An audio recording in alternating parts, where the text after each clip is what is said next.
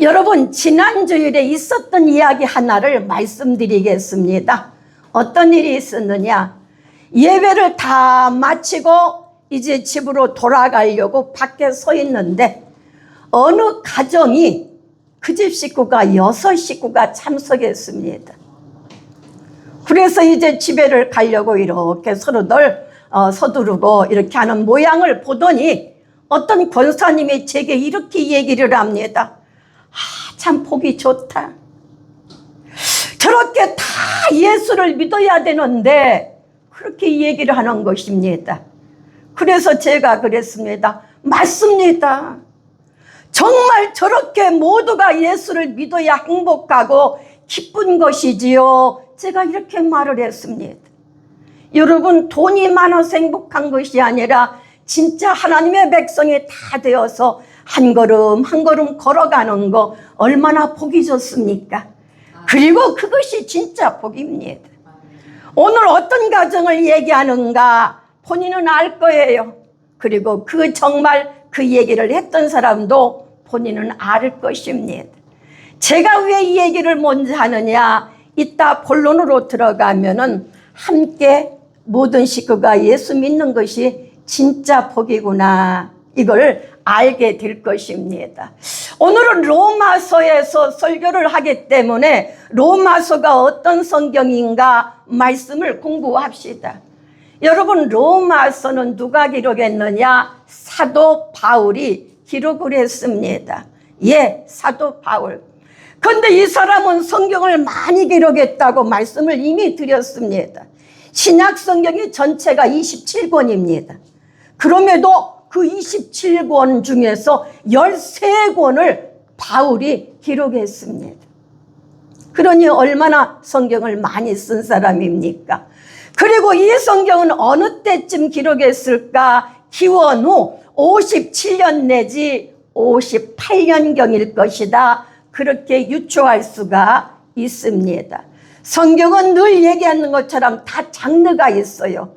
복음서냐, 예언서냐, 역사서냐, 그런 장르가 있는데 이 성경의 장르는 뭐냐? 서신서입니다.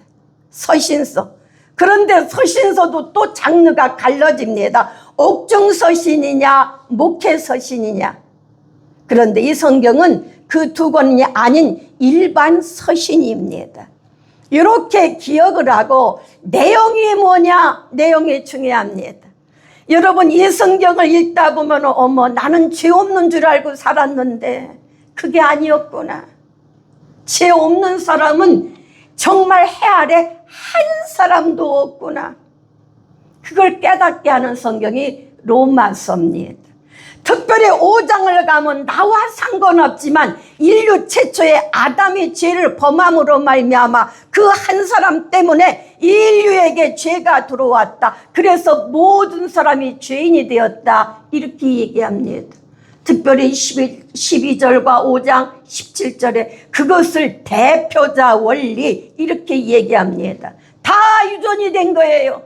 아담 한 사람이 지은 죄가 모든 인간 인류에게 유전이 되었다. 그 사람 대표적으로, 그래서 대표자 원리. 그러나 감사하게도 5장의 17절과 19절에 보면 한 사람이 순종함으로 말미암아 모든 사람이 의로워졌다, 의인이 되었다, 이 말씀이 5장 17절과 19절입니다. 누가 순종했습니까? 예수님이 인류의 죄를 다 담당하고 죽기까지 순종하신 예수님을 말씀하고 있습니다. 그리고 하나님은 공평하십니다. 어떻게 하든지 모든 인간들을 다 구원하시기를 원하시기 때문에 전도라는 방법을 통해서 하나님을 알게도 하시지만은, 그러나 하나님을 알만한 것들이 얼마든지 있다는 거예요. 그래서 1장 20절에 보면, 로마서 1장 20절에 만물 속에 하나님을 다 계시해 놨다, 이겁니다. 우리가 어느 날 만물을 잘 보면은 봄이 되면은 막 새싹이 나고 또 겨울 되면 죽은 것 같아도 다다시 일어나고 정말 이러면서 하나님의 음성이 만물 속에서 하나님의 계시가 되어 있구나 그것을 알아야 되는데 그럼에도 불구하고 이렇게 기회를 줌에도 불구하고 하나님을 믿지 않는 자들 핑계를 댄다. 그래서 로마서 1장 20절에 그때는 아무도 핑계를 댈 수가 없다는 겁니다. 여러분 우리는 인간끼리는 얼마든지 속이고 핑계를 댈 수 있어요. 그러나 하나님은 속아주시지 않습니다. 우리의 마음을 다 아시죠. 야 하나님을 알도록 많은 것을 주었는데 너는 왜 하나님을 안 믿고 몰라서 못 믿었다고 하느냐. 너 핑계 끝 이러면서 하나님이 심판하십니다.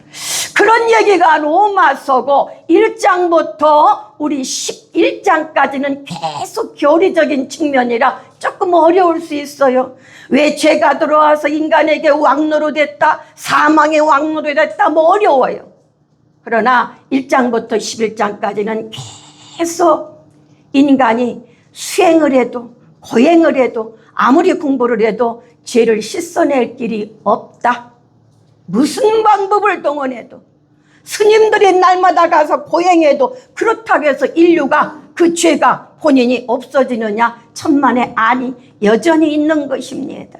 그렇기 때문에 신학자들은 성경 66권이 다 죄를 알게 하지만 특별히 로마서는 인간의 정체를 가장 정확하게 알려주고 있는 성경이다. 그렇게 얘기를 합니다.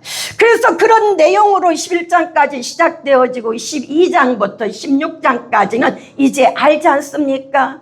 예수님이 왜 죽으셨고 인간은 예수가 필요하고 구원을 모두가 받아야 되고 알았다면 이제는 너희는 세상 사람처럼 살지 말라는 거죠. 그래서 12장 1, 2절에 너희는 구별되게 이 세대를 본받지 말고 하나님이 기뻐하시고 선하신 뜻이 무엇인가 변화받아서 살라고 하는 실천적인 면 강조하는 것이 로마서 12장부터 16장까지다. 그렇게 얘기를 하고 있습니다.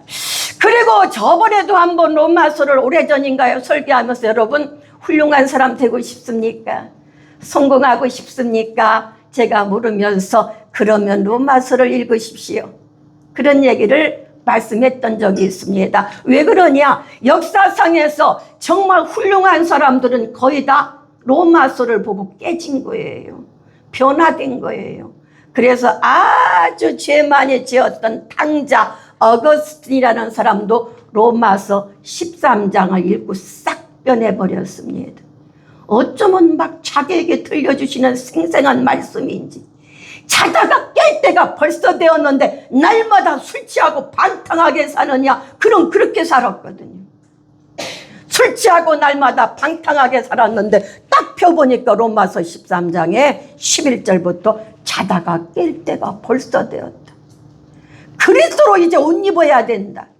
이제는 그런 말씀을 읽고 어쩌면 나를 향해서 주시는 말씀이구나. 그래서 신학자가 돼서 우리가 성부, 성자, 성령 이 삼위일체론을 딱 정립한 아주 유명한 우리 어거스틴 성자. 그래서 옛날에는 타락한 자지만 이제 그 사람 앞에는 성자 어거스틴 이렇게 붙습니다. 18세기 감리교를 창시한 영국의 웨슬레 같은 사람도 이 로마서를 읽고 깨지고 변화되었습니다. 하나님이 필요치 않은 사람은 하나도 없구나. 완악해서 그걸 모를 뿐이지 모든 인간은 죄를 씻는 길이 예수밖에 없다는 걸 알고 깨지는 거예요. 16세기 크로멜 장군이 청교도 혁명을 일으킬 때도 로마서를 보고 깨집니다. 미국의 제16대 대통령 링컨도 로마서를 보면서 변화되어집니다. 이렇게 많은 사람들이 로마서를 읽다가 깨졌으니 우리도 정말 로마서 읽고 깨지고 변화돼서 정말 세상에 나가서 빛이 되어지는 그런 사람들이 되시기를 축원을 드립니다.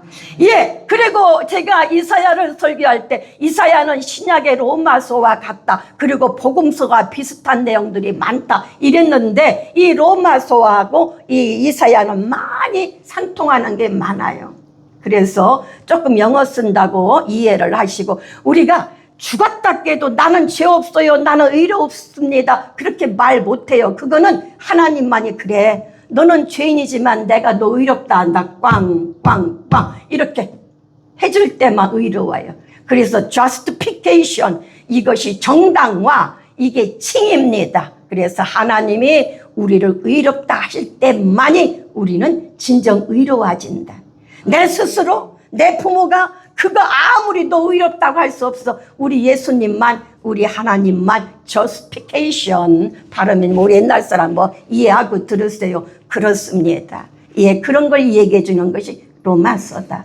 그러면 이제 은혜 받을 말씀을 우리가 제목을 한번 읽어보겠습니다. 예, 제목 시작. 민족 구원을 향한 애통. 다시 한번 시작. 민족 구원을 향한 애통. 예, 오늘 굉장히 은혜스러운 말씀입니다.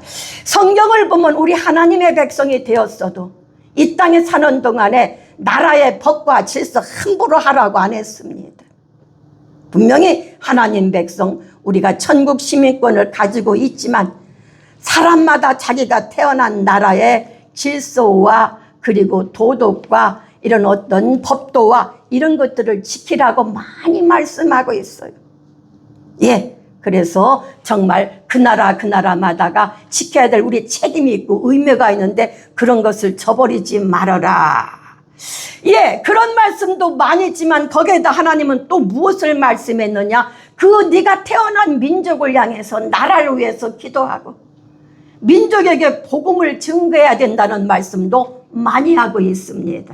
그래서 오늘 이 시간에 정말 정치적인 면, 사회적인 면, 뭐 경제적인 면 이런 것은 저보다 여러분이 잘 알으니까 그것은 생략을 하고, 예, 생략을 하고 우리가 우리 민족에게 복음을 증거하는 자, 그런 도구로, 그런 사명자로, 그런 일꾼들로 쓰임받자, 이런 뜻에서 정말 이 구원의 입각에서 말씀을 증거하려고 합니다.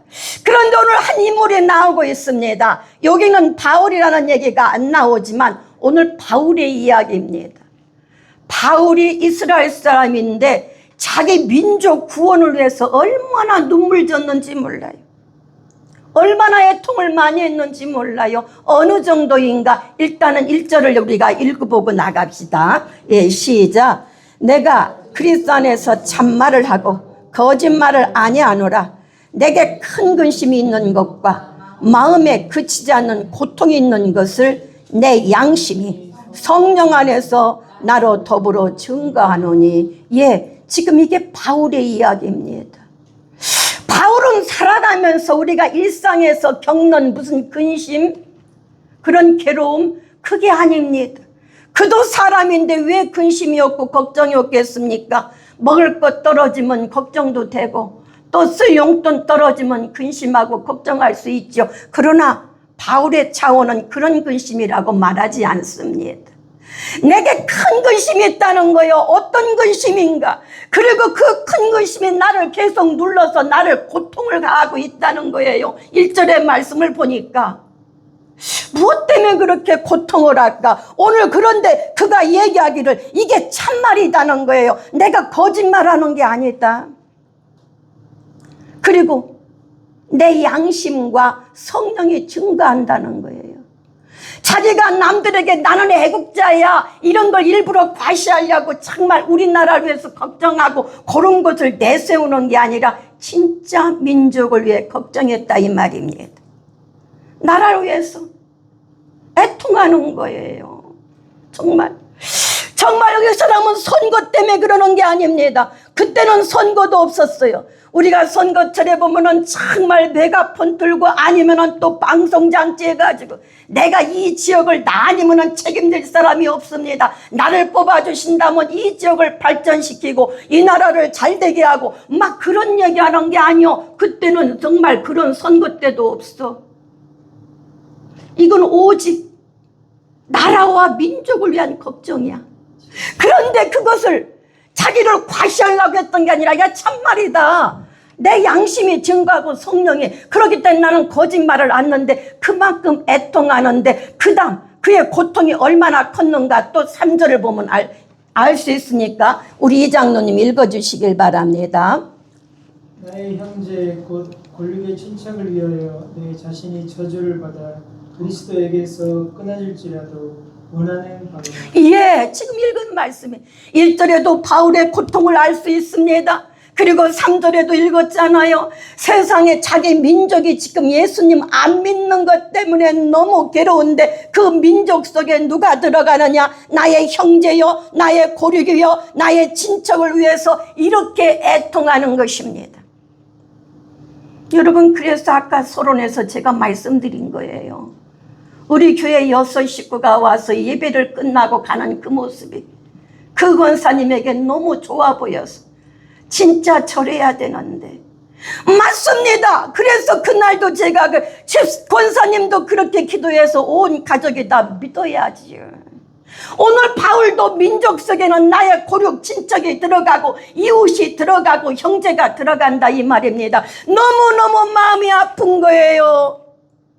그들의 예수님을 안 믿는 것이 어느 정도로 아프냐.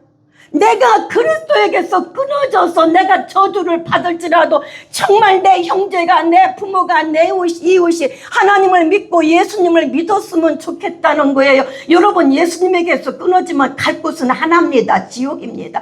차라리 내가 지옥에 가고 저들이 지옥에 안 가. 어디가 지옥을 갑니까? 지옥이 어느 곳인데. 그런데 그 정도로 가슴 아파하는 거예요. 우리는 오늘 이 말씀 읽으면서 나는 내 남편을 위해서 차라리 내가 지옥 가는 한이 있어도 내 남편이 예수 믿었으면 좋겠다. 내 형제가 예수 믿었으면, 내 아들과 딸이 예수 믿었으면, 이런 생각을 하면서 살아본 적이 있습니까? 많은 깨달음을 주는 거예요. 우리는 자식들을 클 때 그렇게 했습니다. 자식이 아프면 뭐라고 합니까? 부모가 차라리 내가 아픈 게 낫지. 그런 소리 하지 않습니까? 아이고, 저게 말도 못하고 어디 아픈 거야, 어디 어떤 거야. 차라리 내가 아팠으면 낫겠다. 그것처럼 차라리 내가 그리스도께서 끊어질지라도 저들 내 동포 내 민족이 예수 믿었으면 좋겠다는 거예요. 여러분, 얼마나 놀라운 바울의 그런 마음입니까? 그런 큰 믿음입니까? 정말 하나님 마음을 아는 자입니다. 하나님이 구약에 보면 자기 민족이라 아니라 자기 백성들이죠. 뭐 또 일찍 택했으니까 그들이 안 믿는 것 때문에 우셨던 말씀이 많이 있는데 지금 바울은요, 하나님 마음을 아는 거예요. 여러분, 효자가 무엇입니까? 부모님 마음을 아는 거지. 효자라는 것은 부모 마음을 아는 거야. 마찬가지로 이 바울은 믿음이 너무 좋다 보니까 하나님 마음을 아는 거예요. 하나님의 애통하시는 것을. 본래 바울은 예수님을 안 믿었던 사람의 본래 처음에는 사도행전의 8장과 9장 또 나중에 사도행전 26장이라든지 24장이라든지 22장이라든지 간중에 많이 나와. 그런 원래 유대교를 믿었어요. 지금 이스라엘 사람들이 기독교 믿는 게 아니라 유대교입니다. 유대교. 유대교를 믿는 어떤 사람인데 예수 믿는 사람들을 정부에서 공문을 좀 많이 잡아오라고 합니다. 그래 잡아와서 다 색출해서 정말 예배드리고 있는 모습 보면 다 교회 때려벗기고 다 숨어있는 기독교인들을 잡아다가 정부에다 넘기고 감옥에 보내고, 그리고 8장의 사도행전 보면 스데반 죽일 때도 가편 투표할 때도 죽여라 했던 사울이에요. 그런데 어느 날도 예수 믿는 사람들 잡으러 가다가 하나님의 강권적인 역사에 의해서 이 하늘에서 여러 사람이 걸어가는데 사울아 사울아, 그래 본래 이름이 사울입니다. 네가 어찌하여 나를 핍박하느냐. 그때 뒤시하면서 꼬꾸라집니다. 그러면서 꼬꾸라질 때 눈이 멀어버려요, 이 바울이. 그러면서 말씀이 들려옵니다. 내가 너를 임금들과 이방의 빛이 그릇으로 쓰신다는 거예요. 그래, 원래 본래에 이 사람의 이 바울의 사명은 이방에 다니면서, 그러니까 얼마나 고생이 많습니까? 그 당시에 그리스, 그 당시에 터키, 그 당시 막 소아시아 지역, 유럽 지역 다니면서 다 복음을 증거하고 복음 막 임금들 앞에서 그냥 목숨 내놓고 담대하게 복음을 전했던 자요. 그 이방의 복음 전하는 자예요. 그 사람은. 그럼에도 불구하고 아무리 내가 사명이 이방인을 위해서 쓰지만은 정말 내 민족, 내 형제, 내 부모를 보면 가슴이 찢어지게 아픈 거예요. 그런데 이상하게 베드로는 장모가 예수 믿은 걸로 성경에 나와. 그런데 이 사람은 결혼은 안 한 걸로 나오는데 그의 부모 얘기는 아마 없어. 그러니까 안 믿었는지 하여튼 형제 얘기는 성경에 없는 건 없는 거니까. 근데 민족 때문에 애가 타는데 오늘 3절에 보니까 민족 속에 포함되는 나의 형제, 고륙, 친척, 이웃 이들 때문에 내가 가슴이 아프다는 거예요. 차라리 하나님 내가 당신께 끊어지는 아니더라도 이들을 좀 어떻게 하든지 예수 믿게 내 대신 지옥이 어디 가야 됩니까 그게. 근데 말이 그렇게 내가 끊어질지라도 이건 내가 대신 지옥 가고 이 사람들을 천국 가게 해달라는 얘기요. 엄청난 얘기예요. 그 정도로 자기 민족을 사랑하고 자기 부모 형제들을 구원을 위해서 애탄 거예요. 이 심정이 하나님 마음을 아는 자고 이 심정이 정말 자기 가족을 진짜 사랑하는 겁니다. 그래서 일부 예배 때 제가 그런 얘기를 했습니다. 정말 나는 남편 하나 구원하느라고 참 힘들었다. 얻어맞으면서 예수 믿으라고 했으니까. 아무튼 그거는 더 길게 할 거고 아들이 증인 아닙니까? 여러분이요. 정말 그러나 나 잘났다는 게 아니라 우리가 이런 심령이 돼야 돼요. 말씀 그대로 나의 형제, 곧 고륙의 친척을 위하여 내 자신이 저주를 받아 그리스도에게서 끊어질지라도 원하는 바로다. 자녀와 남편을 하나님께로 인도하기 위해서 참으로 많은 애씀이 있어지기를 축원을 드립니다. 그러면서 바울이 이렇게 가슴 아픈 것은요, 참 내 민족이 답답한 거예요. 너무나 예수님을 믿고 하나님을 믿기 좋은 조건이 너무 많어. 특혜가 너무 많어. 특권이 너무 많어. 그래서 4절과 5절에 딱 얘기를 하는데 하나님께서 그들에게 예수 믿기 좋은 특권. 과거로 말하면 이 구약에 하나님 믿기 좋은 특권이 뭐냐. 4절 우리 한번 같이 봅니다. 시작. 저희는 이스라엘 사람이라 저에게는 양자됨과 영광과 언약들과 율법을 세우신 것과 예배와 약속들이 있고 4절부터 5절까지 보면은요 8가지를 얘기하고 있어요. 아주 쉽게 표현하면 어느 회사에 입사할 때 한 80점은 따고 들어가. 그리고 20점은 면접 조금만 하면 합격이요. 근데 왜 그렇게 하나님을 안 믿느냐 이겁니다. 이런 좋은 조건이 있음에도 불구하고 쉽게 얘기하면 너는 아버지가 목사 아니냐. 그리고 정말로 할아버지가 목사였지 않느냐. 몇 대 할아버지가 다 이모가 다 목사였지 않느냐. 근데 너는 어째서 하나님을 이렇게 안 믿느냐 이 소리야. 쉽게 얘기하면은. 오늘 그러면서 너희는 이스라엘 사람이라. 여기 저희부터 양자부터 이스라엘 사람이고 너희는 양자지 않느냐. 여러분 출애굽기 4장 22절의 말씀을 보면은 이스라엘은 그 많은 열국 중에서 장자라고 그래서 장자. 몰라 우리 장로님은 도연이를 더 이뻐하는지 모르지만은 그래도 듬직하고 좋은 건 큰아들이고 그렇죠? 좀 뭔가 마음이 그렇죠? 너는 이스라엘은 장자라는 거야. 여기는 양자로 했지만 여러 양자 중에서 장자야. 이것이 출애굽기 4장 22절에 이스라엘은 나의 장자라는 거야. 예레미야 2장의 3절의 말씀을 보니까 이스라엘은 뭐냐? 성물이었다고 말해. 성물, 거룩한 성물. 그리고 정말 추수 중에서 우리가 알곡 중에서 첫 열매라고 말하고 있습니다. 첫 열매. 그래요. 그 많은 나라 중에서 이스라엘을 장자로, 양자 중에서 장자로, 성물로, 그리고 곡식으로, 첫 열매로.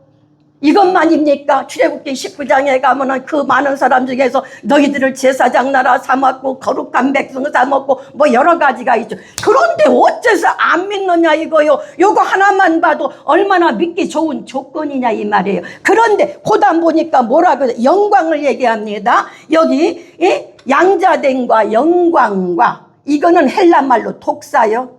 영어로는 글로리요. 이거는 뭐냐? 하나님의 명성이야, 명성. 그런데 어느 누구와 하나님과 비교할 수가 있겠습니까? 그렇게 하나님은 존귀 영광 받으시기 합당한 분입니다. 언젠가 제가 구름기둥과 불기둥을 설계할 때, 세상의 이스라엘 백성들을 인도할 때 하나님께서 홍해 바다를 그냥 그들은 통과 건너가게 만들고 뒤따라오던 막 그냥 사면초가 되었을 때 애굽 사람들은 다 수장되는 역사, 그런 영광과 하나님의 명성을 정말로 많은 사람들이 보았고, 그런 것만입니까? 광야 생활 40년 동안에 하나님께서 명성을 보여주고 영광을 보여주고 그런 것들이 한두 개입니까? 신약에 와서는 오병이어라든지 안전뱅이가 일어난다든지 기머리가 일어난다든지 정말 수없는 영광 그 자체, 그것을 보고도 아주 안 본 백성은 몰라도 봤지 않느냐 이거예요. 그러고도 안 믿는 게 그냥 가슴이 더 아픈 거예요. 학교 선생님이면은 정말 선생님이니까 자식이 공부 잘하잖아요 보통. 근데 자식이 꼴찌하고 들어와봐, 아주 그 선생님의 속이 터지는 것처럼, 아유 내 백성은 이스라엘 사람이요, 그리고 또 아까 영광이 있고 장자요, 그리고 또 뭐라고 합니까? 오늘 여기에 또 영광 다음에 무엇을 말씀합니까? 언약들과. 여러분 성경 중에서 언약만 풀리면은요 하나님의 사랑이 얼마나 큰가 알아요.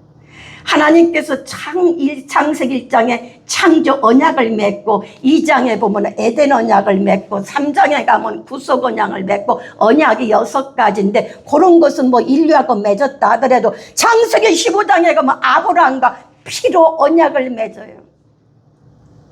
모든 재물들을 반을 딱 쪼개고 햇빛이 그 사이를 지나간 하나님 성령이 통과하는데, 만약에 네가 언약을 어길 때는 이 베리트, 이 약속을 어길 때는 이렇게 짐승처럼 죽는다, 갈라진다, 이렇게 해서 재물을 딱 갈라놓고 언약을 맺으니 언약은 반드시 지켜야 되고 안 지키면 죽지 않습니까? 아브라함의 언약, 모세의 언약, 다윗의 언약, 예레미야 31장 31절에 가면은 또 새 언약, 이런 건 예수님의 죽음으로 맺는 것, 신약을 예표하고 있는데, 이렇게 언약을 맺었는데 어느 민족하고 맺었느냐 이거요? 이스라엘 너희들하고 맺었지. 손가락 거는 것보다 더 강력한 언약을 맺으셨습니다. 아브라함과 맺고 모세와 맺고 우리 다윗과 맺으면서 너희들이 이 언약을 지킬 때 대대손손 축복하고 하나님이 진짜 너희들을 자손에 복을 준다 하면서 정말 랜드, 시드 그리고 브레스, 이 모든 축복을 다 주었는데 그들 지켰습니까? 안 지키잖아요. 그 언약들이 어디 갔느냐는 거예요. 이스라엘은 율법을 줄 때 또 어떤 시민의 법을 주는데, 출애굽기 21장에 보면은 정말 이혼이라는 게 오늘날만 이혼 증서가 있는 게 아니라 그 당시도 절대 부정하거나 그런 거 아니면 이혼을 하나님 금하셨죠. 참 부득불 이혼할 때 이혼 증서가 있습니다. 그런데 정말 그것처럼 오늘 집에 가서 이사야 50장 1절을 읽어보세요. 하나님이 그들하고 이혼한 게 아니에요. 내 어미를 내어보낸 이혼서가, 이혼 증서가 어디 있느냐 하나님이 그들에게, 이스라엘 사람들에게 질문합니다. 그들이 그냥 품으려고 하면 자꾸 나가서 다른 나라 우상을 섬기고 제멋대로 불순종하고 하니까 이사야 50장 1절에 내 어미 이혼서가 어디 있느냐는 거예요. 나는 너희들 어미하고 너희들 조상하고 이혼 안 했다 이거예요. 그들이 나를 싫어서 떠나는 거지. 참 언약이나 하나님 이런 걸 알면은 눈물이 나요. 호세아서를 읽어보시기 바랍니다. 호세아는 어느 날 선지자에게, 아주 그냥 멀쩡한 선지자에게 너는 결혼을 하는데 창녀하고 결혼하라고 하네. 세상에 그런 하나님이 어디 있어? 창녀하고. 그래서 결혼을 했는데도 마음을 못 잡고 자꾸 다른 남자 품을 찾아서 맨날 집을 나가면 호세아가 그를 또 붙잡아오고 또 붙잡아오고 그럽니다. 나중에는 이제는 그 정부 남자에 가서 돈을 지불하면서 찾아오죠, 자기 안에. 이렇게 하나님께서 이스라엘 백성들을 놓지 못하는 거예요. 사랑의 줄로 이렇게 그냥 한번 언약 맺어서 하나님은 끝까지 그들을 책임을 지려고 하는데 자꾸 그들이 하나님은 이혼 증서를 준 적이 없는데 쥐들이 자꾸 하나님 싫다고 나가는 거예요. 그러니까 기막히잖아요. 오늘 이 말씀 봐요. 우리 민족을 말할 것 같으면 양자되었고 영광을 보았고 언약도 있고 율법도 있고, 여러분 출애굽기 20장에 하나님과 우리 인간 사이에 십계명도 있고 나머지 법이 다 있잖아요. 그런 것들 우리가 못 지켜서 그렇지 얼마나 법이 다 아름답습니까? 그런 율법도 주셨고 예배도 있었고 제사, 한국 사람하고 제사 맺었나요? 이스라엘 사람과 제사 언약을 맺었잖아요. 너희들이 내게 나와서 나를 뵈라, 내 얼굴을 찾으라, 나를 구하라. 예배 얼마나 하나님 만날 수 있는 통로야. 그럼에도 불구하고 예배도 있었고 약속들, 이건 언약하고 달라. 구약부터 예수 보낸다는 약속이 수천 번 수만 번이에요. 제가 여러분에게 말씀을 보내려면은 예를 들어 인간의 마음이 악하다면 악한 마음에 대해서 며칠 보내죠. 또 요새 재림에 대해 보내면 재림에 대해서 5일 정도 보내죠. 그만큼 성경에 많다는 얘기요. 계속 정말 약속이 예수 보낸다. 어디에서 보낸다? 미가서 5장 2절에 베들레헴에서 태어난다. 그는 겸손해서 나중에 입성할 때 무엇을 타고 가느냐? 말을 타고 터닥터닥 들어가는 게 아니라 자그마한 낙이서 어린 새끼를 타고 간다. 이런 말씀. 그리고 예수님은 팔린다. 사랑하는 사람에게 은삼십냥에, 이런 게 다 약속을 성취하신 예수님이야. 그런 걸 보면서 알면서 어떻게 구약에는 하나님 속속이더니 신약에는 이런 메시아를 또 예수님을 안 믿느냐 이 말입니다. 내가 속이 터져 죽겠다는 거예요. 막 우는 거 이게. 그러니까 이스라엘 구원을 생각하려면 하나님의 눈물을 알아야 되고, 우리 한 사람 한 사람 데려다 하나님 앞에 믿게 한 것도 하나님의 눈물을 우리가 아는 자들이 돼야 됩니다. 그러면서 또 더 좋은 조건은 뭐냐? 특전은 뭐냐? 5절에 조상들도 아브라함, 모세, 그 유명한 조상들도 우리 것이라는 거예요. 이스라엘 사람 조상들도 저희 것이요, 육신으로 말하면 그리스도가 우리나라 이 땅에서 태어났지 않느냐. 뭐가 부족해서 무엇 때문에 예수님을 못 믿느냐 이 말입니다. 집에 가서들까지 손 세면서 세봤어요. 아주 점수 따고 들어가는데도 안 믿어.